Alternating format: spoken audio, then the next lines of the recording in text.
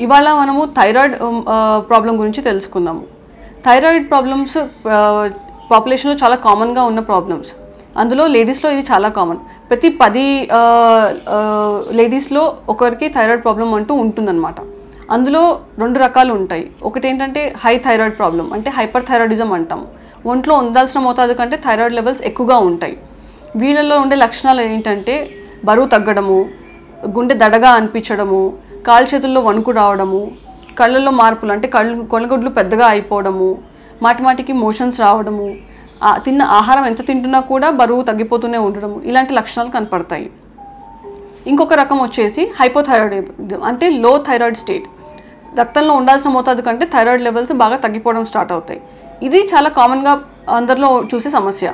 దీని లక్షణాలు ఎలా ఉంటాయి అంటే ఇందాక చెప్పిన దానికి కంప్లీట్గా ఆపోజిట్లో ఉంటాయి. అంటే అధిక బరువు పెరగడము, బాగా డల్గా నీరసంగా అనిపించడము, ఏ పని మీద కూడా శ్రద్ధగా లేకపోవడము, ఫోకస్ లేకపోవడము, మెమరీ లాస్ లాంటివి, హెయిర్ ఫాల్, మోషన్స్ ఫ్రీగా లేకపోవడము, ఇలాంటి సమస్యలు ఎదుర్కొంటారు.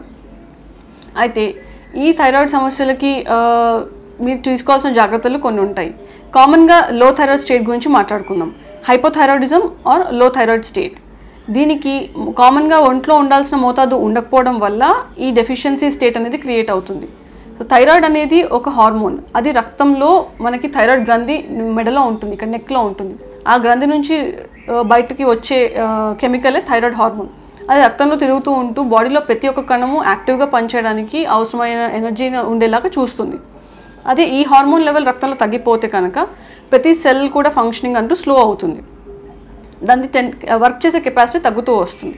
సో ఈ హార్మోన్ అంటూ లోపం క్రియేట్ అయినందుకు ఆ హార్మోన్ లోపాన్ని పూర్తి చేయడానికి మనం అదే హార్మోన్ని ట్యాబ్లెట్ రూపంలో బయట నుంచి ఇస్తూ ఉంటాం. అదే మనం కామన్గా వాడేది థైరాయిడ్ ట్యాబ్లెట్స్. దాంట్లో ఎన్నో రకాల బ్రాండ్స్ ఉన్నాయి. వాటన్నిటిలో కూడా ఎంతో డిఫరెంట్ డోసేజెస్లో మనకి మార్కెట్లో అవైలబుల్ అవుతున్నాయి. 12.5 నుంచి 150 డోస్ వరకు కూడా మనకి మార్కెట్లో డోసెస్ ఉన్నాయి. అయితే ఈ ట్యాబ్లెట్ గురించి తీసుకోవాల్సిన జాగ్రత్తలు ఏంటంటే ఇలాంటి థైరాయిడ్ ట్యాబ్లెట్ మొదలుపెట్టినప్పుడు ఈ ట్యాబ్లెట్ ఎప్పుడైనా కూడా పడగడపనే, అంటే పొద్దున్న లేవంగానే ఫస్ట్ ట్యాబ్లెటే వేయాలి. ట్యాబ్లెట్ వేసిన తర్వాత కనీసం అరగంట నుంచి 45 నిమిషాల వరకు వేరే పదార్థాలు ఏవి స్టార్ట్ చేయకూడదు, వాటర్ తప్పించి. ఈ గ్యాప్ మెయింటైన్ చేయడం ద్వారా ఆ థైరాయిడ్ ట్యాబ్లెట్ కరెక్ట్గా పనిచేస్తున్న దానికి మనము హెల్ప్ చేసిన వాళ్ళము అవుతాం. కొంతమంది ఏం చేస్తారంటే ట్యాబ్లెట్తో పాటు వేరే అసిడిటీ ట్యాబ్లెట్స్ కానీ వేరే పొద్దున్న టైంలో వేసుకునే బీపీ ట్యాబ్లెట్స్ లాంటివి కూడా కంబైన్ చేసేసి వేసేస్తూ ఉంటారు. అలా చేయకూడదు. థైరాయిడ్ ట్యాబ్లెట్తో పాటు వేరే ఏ ట్యాబ్లెట్స్ కూడా థైరాయిడ్ ట్యాబ్లెట్ వేసిన గంటన్నర టైం లోపల వేయకండి. దానికి మధ్యలో అట్లీస్ట్ ఒక గంటన్నర టైం గడిచేలా చూసుకోండి. థైరాయిడ్ ట్యాబ్లెట్ క్రమం తప్పకుండా ప్రతిరోజు వేయాలి. వీలైనంత వరకు అదే టైంలో వేయడము మంచిది. బట్ టైమింగ్ కొంచెం అటు ఇటుగా అయినా కూడా ప్రతిరోజు మిస్ చేయకుండా వేయండి. కొన్ని రేర్ సిచ్యువేషన్స్లో ఎప్పుడైనా థైరాయిడ్ ట్యాబ్లెట్ ఆ రోజు పొద్దున మిస్ అయితే డేలో ఎప్పుడు గుర్తొచ్చినా కూడా వేసుకొని కొంచెంసేపు అయిన తర్వాత తినండి. దాంతో అట్లీస్ట్ కొంతమేరకన్నా ఆ ట్యాబ్లెట్ ఎఫెక్ట్ని మనము మెయింటైన్ చేసుకున్నట్టు అవుతుంది.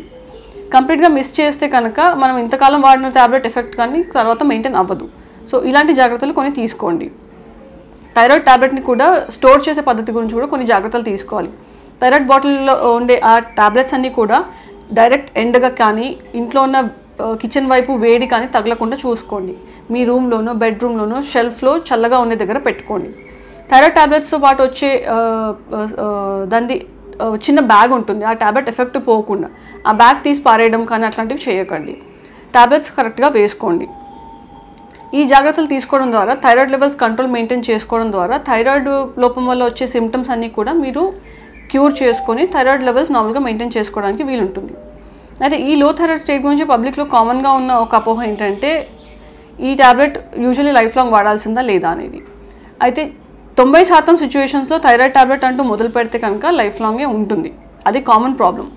బట్ ఒక 10% సిచ్యువేషన్స్లో మాత్రము కొన్ని టెంపరీ ఇష్యూస్, అంటే కొన్ని ఇన్ఫెక్షన్స్ వల్లనో కొన్ని వేరే ప్రాబ్లమ్స్ వల్లనో థైరాయిడ్ డిస్టర్బెన్స్ అయితే కనుక కొంతకాలం మందులు వాడించిన తర్వాత తగ్గించే ఛాన్సెస్ ఉంటాయి.